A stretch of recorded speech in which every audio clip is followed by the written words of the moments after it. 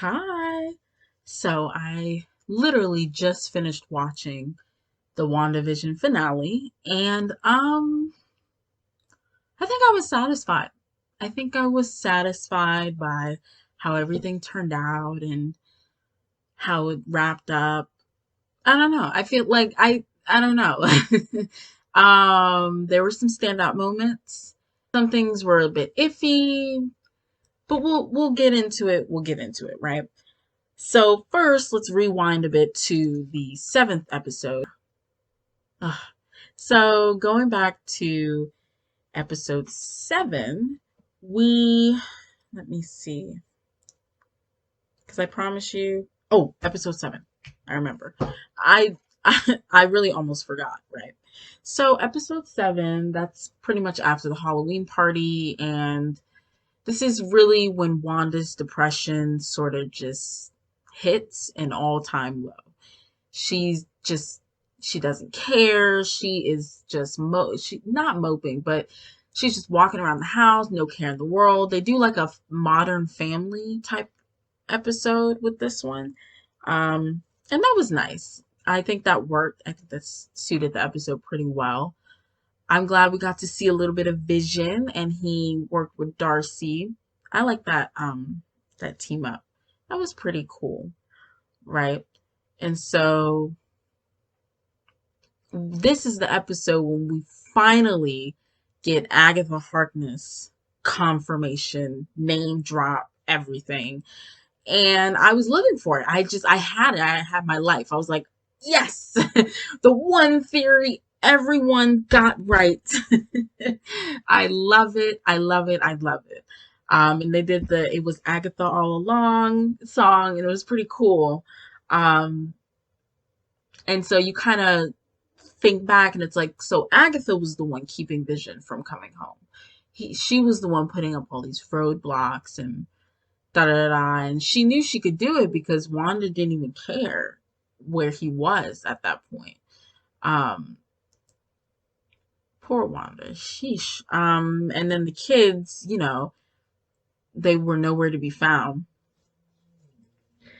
And then Wanda finds Agatha's secret little hideout.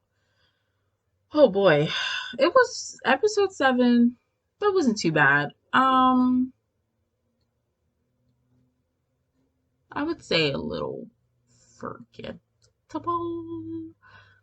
I'll say a little forgettable. Um, episode eight.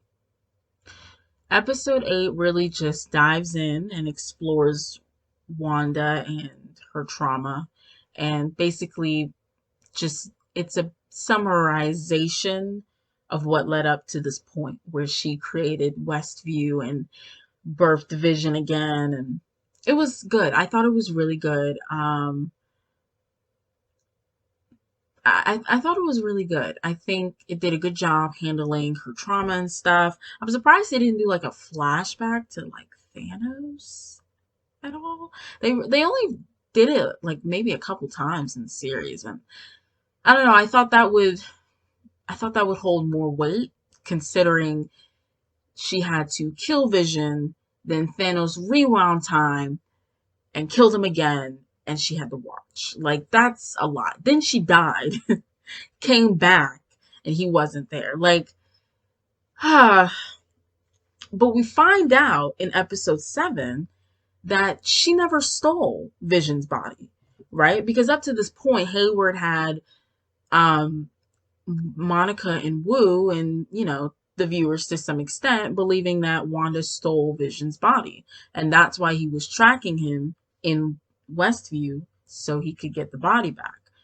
Um, but we kind of saw a glimpse in episode six that wasn't the case. Like that couldn't be possible if he's chipping away, stepping outside of the hex, right? So episode seven, we get confirmation that she sort of just saw Vision disassembled and he looked terrible, wires and whatever, and she left. And then she went to the house, and that's when everything came to be. But you know what I want to know? I want to know I don't understand how Vision ended up as property of Shield.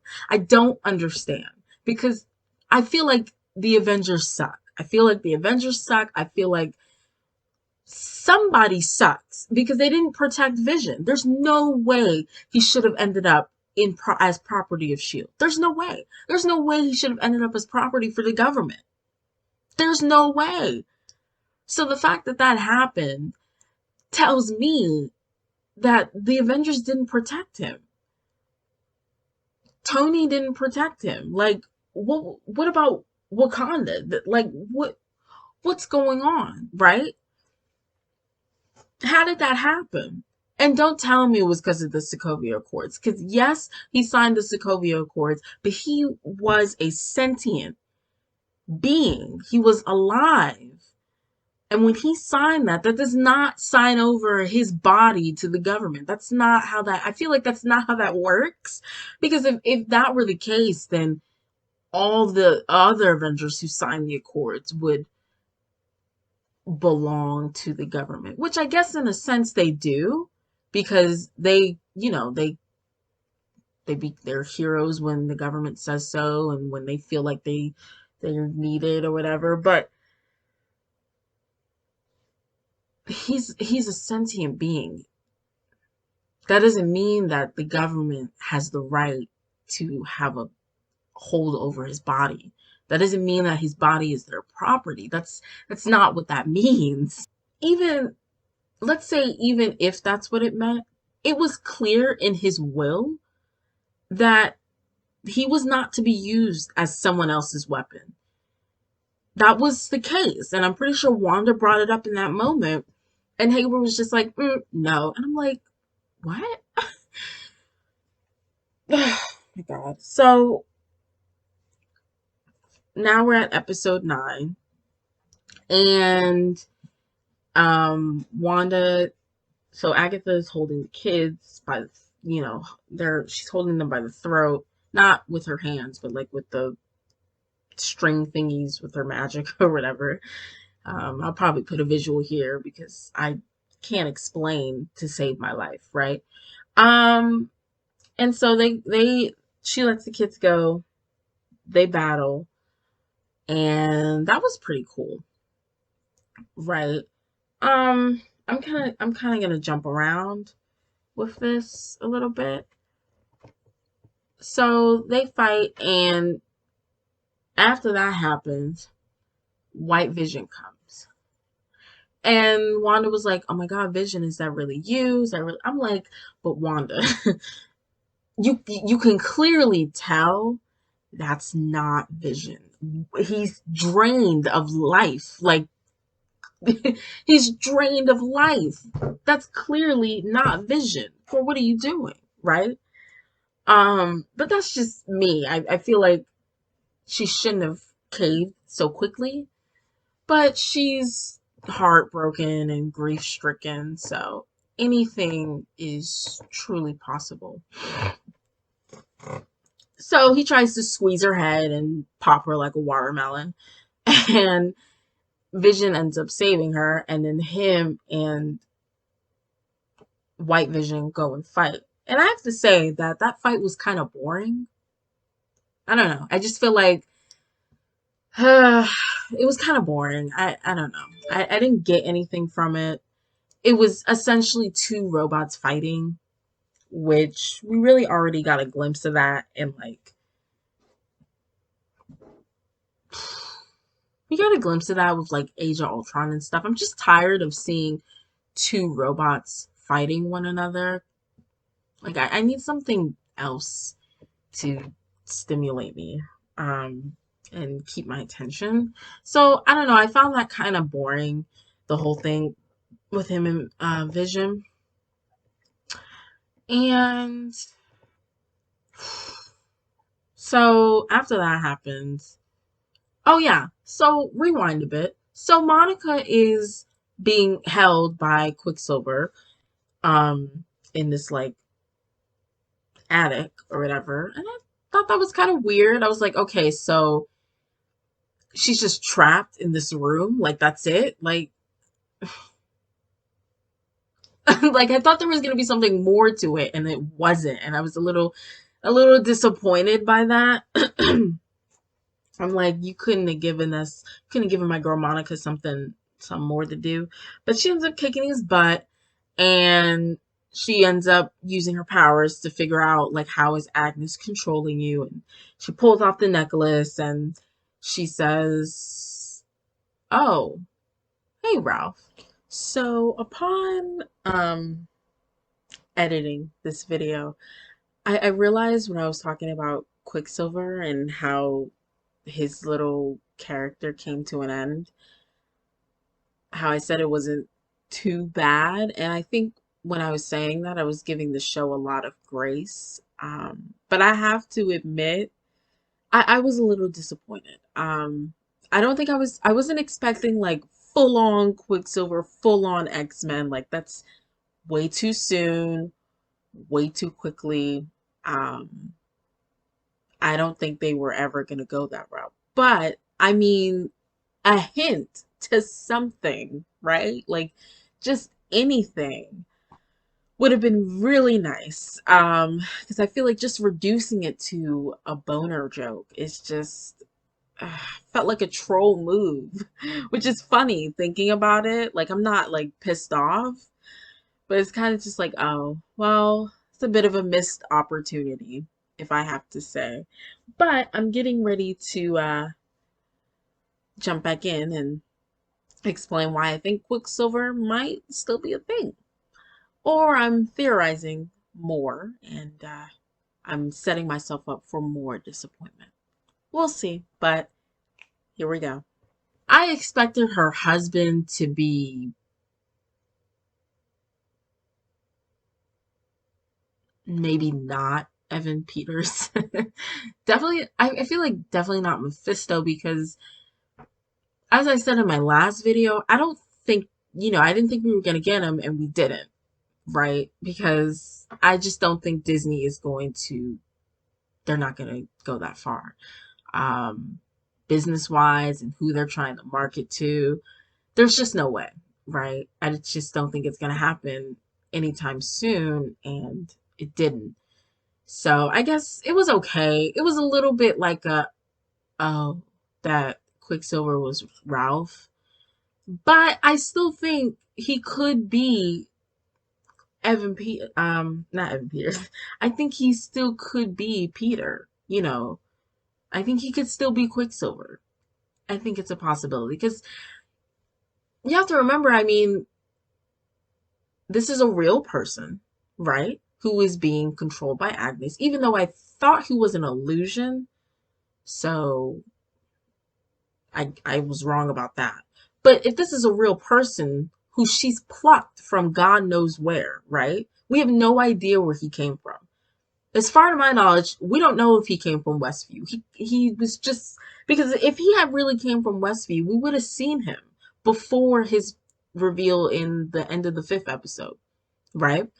So he came from God knows where. Agnes plucked him. And it's possible he really doesn't know who he is. It's possible she gave him a new identity and he's Ralph. Because I feel like Monica took the necklace off. Okay. Did the powers go away? Did the powers go away with the necklace? Because if not, then that's still Quicksilver, at least to me, right? He just has a different identity because he probably doesn't have any memory of who he is. But if his speed powers are no longer there, then I guess he really was just Ralph Boner. And that's a little bit of a but whatever. You get over it, right? So moving on from that, Monica leaves the house and she goes to help the kids. And I thought it was pretty cool how she used her powers to block the bullets because Hayward was out of his rabbit ass mind. He was just shooting away, emptying the clip at children. I'm like, Hayward, you're crazy. He was just emptying the clip and it was going through Monica's abdomen and it was so cool. I was like, Photon is fucking here. I'm so happy. Yes, yes, yes, yes, yes. Right. Um, And then the kids end up helping out because Billy ends up blocking the last bullet. I think it's Billy. I'm sorry if it's not Billy. I get them mixed up. I'm sorry. So after that happens, there's still Wanda and Agatha are still in battle. And this whole episode, Wanda is trying not to come to terms with the fact that she is the Scarlet Witch. Um, but I'm like, girl, yes, you are. It's okay. Let it consume you. Maybe not too much, but just let it come out of you. You are the Scarlet Witch. It's okay. Right? So this whole episode she's trying to convince herself, and at some point her Vision and the kids are cornered in like the center of the city. We have Sword on one side, White Vision on one side, Agatha in the front, Sword in the back, like, um so they're all cornered and they start their epic battles. uh I gotta say, it was extremely different and interesting to see like two super intellectual beings just duking it out with words in a library. That's any reader's dream. um Definitely my dream as an avid reader. I can't speak. As an avid reader, I just think it falls flat because of the dialogue, but I'm gonna jump into that more. So let's get back into this. Again, I thought the whole thing with Vision and White Vision, like they went into like the library space. I'm not gonna lie to you, I kind of zoned out with their conversation. I was like, okay, like what is going on? The dialogue was a little iffy for me. Not a fan. But then we find out that Vision imports his memories into White Vision, and then White Vision is gone. So I was like, oh, Vision is not dead, and they have just opened the door for him to come back. But Wanda doesn't know this, right? So I was like, oh, that's cool. Works for me. So, all right, her and um Wanda and Agatha continue to fight. And it gets to a point where they're up in the sky. And so Agatha's whole thing is she's essentially a parasite, right? She drains the power of other witches, right? So they're fighting, and Wanda is throwing her power at her. Agatha is sucking it up, and you can see Wanda starting to turn into bones and dead, and it was like really creepy. I was like, ugh. Um, and so when Agatha thinks she's, gotten all of Wanda's magic, she goes to strike. And then, bloop, nothing happened because there were runes that Wanda set up. So she was able to cast spells and use magic. And she finally donned the Scarlet Witch costume, which, I mean, it looks amazing. It looks really freaking cool. I love her crown. I do wish it like I wish it was a little higher. I wish it was more reminiscent of the comic book version like we saw in the Halloween episode. But it is what it is, right? It doesn't take away from the fact that the costume looks great. She looks great as Scarlet Witch. And she kicks Agatha's ass, right? And she lays her out on the lawn, quite literally. And as Agatha's punishment, she pretty much traps her there, um, as Agnes forever. I was like, oh, that's a bit cruel. But I get it. I get it, and I hold no objections. Um, Hayward, so the battle's coming to a close. Hayward ends up getting arrested because Darcy runs her truck into him, into his car, so he can't go anywhere. Um, right. So Jimmy Woo comes and everything gets cleaned up. Now, see, this is where I kind of have confusion and a little bit of a problem, right? So, Wanda lets the people out of Westview, right? Because Agatha releases their hold that Wanda had over them, and they're like frightened, they're confused, they're angry. And Wanda lets them out of Westview, sort of. And so, fast forwarding a little bit, after Vision and the kids officially dissipate because the hex is coming to a close, and Wanda comes back to the city, everyone's looking at her, they're angry with her, as they should be. And, she has a conversation with Monica for a sec, and then she just leaves. And I'm like, what? You're leaving? No consequences at all for what you've done? You're telling me she pretty much held an entire town hostage for weeks and nothing's to come of it. She is to receive no type of punishment at all. Now, I understand she's pretty freaking powerful, so it will probably be difficult to like arrest her or whatever, but it's just the fact that she just left and she didn't even really apologize to them. Not really. She apologized to Monica.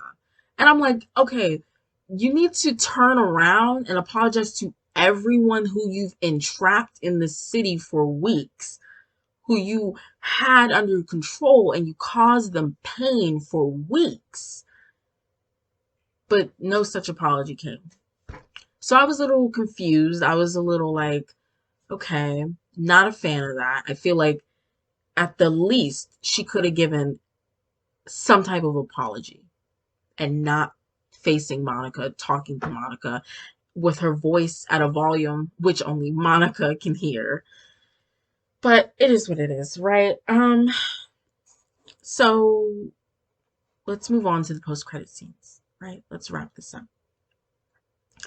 So first post-credit scene, we get a scroll, and she she comes to Monica. She's like, I'm with a friend of your mother's can't speak. I'm with a friend of your mother's, and she's like, he said you would be grounded and he wants to meet with you. And she was like, where? And she pointed upwards, and Monica smiled. I was like, she can like be in space. Photon. I think this was the reveal that the actress was talking about, which was pretty cool. Um, I could take it or leave it. Um, the second post credit scene was that shit was crazy. So basically, Wanda's in this little cottage out in the wayside in the mountains, and we get a glimpse of her walking in and pouring some tea, but it's not really her. It's like an illusion of her, pretty much how Quicksilver was, but he wasn't an illusion.